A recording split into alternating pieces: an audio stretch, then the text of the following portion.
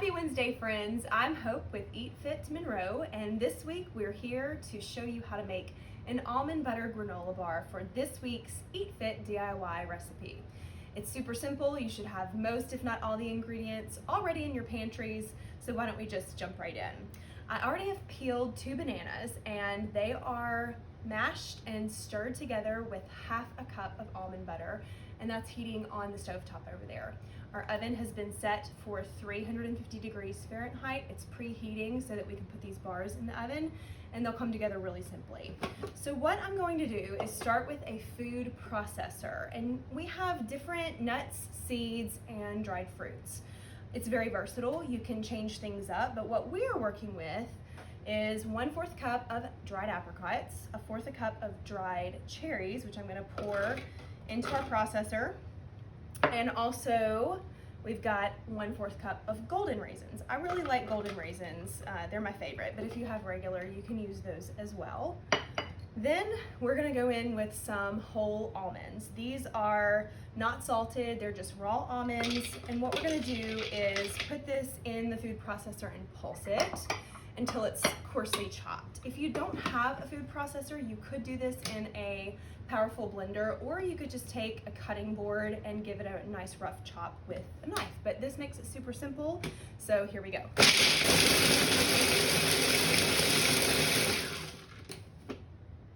All right, that looks pretty good. You want to make sure that the pieces are small enough to form the granola bar so that, there aren't too big of pieces that are not gonna bind together. So all of that gets dumped into a bowl. And next up, we are going to put our 1 cup of old-fashioned oats.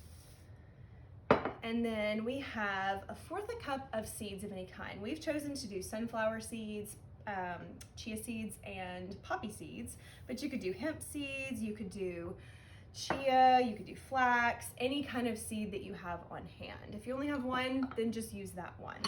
Seeds are great and they're very nutritious. They have wonderful omega-3s and different antioxidants in them. So this is what it looks like so far.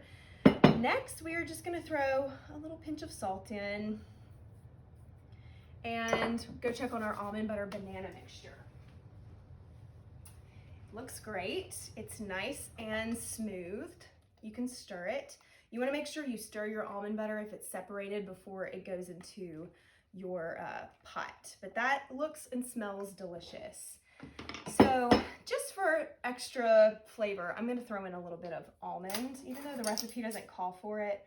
Almond extract and vanilla extract to me always add a little pizzazz to your baked goods. And this is going to be a wonderfully healthy recipe with a lot of flavor and no refined sugars, really no added sugars even. There's no honey or extra agave or anything that's added.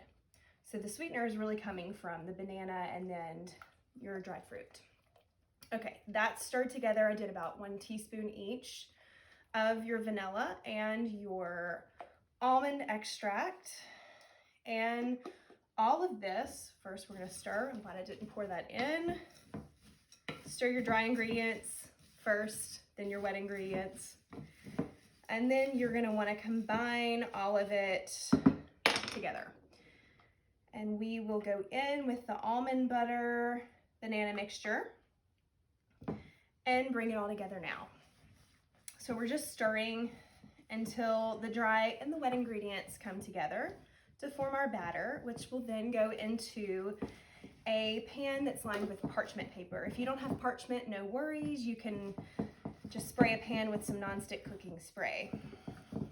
These are really delicious, crunchy bars, and I love a breakfast bar because it makes it super simple to get breakfast in without having to prepare anything. If you batch cook like this, it makes it easy to fit in your breakfast. And that's something that I hear a lot is people miss out on breakfast. So, okay, we have our batter.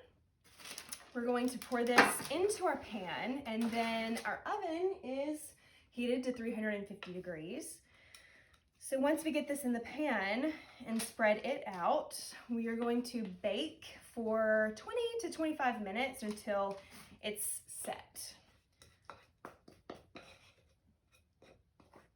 In the meantime, we can do some kitchen chores and clean this mess up. All right, pressing this out.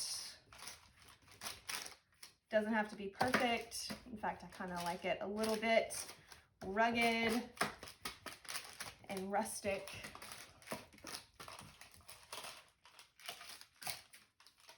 All right, into the oven it goes.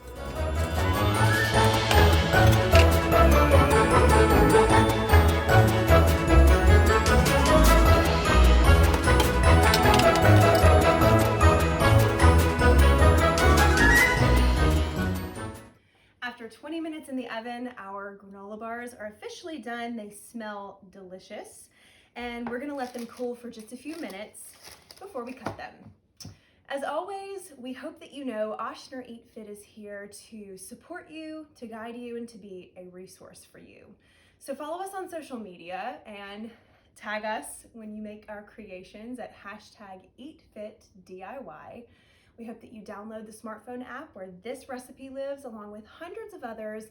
And also you're able to stay up with the latest and greatest on our Eat Fit restaurants. We hope that you enjoy and eat fit this week.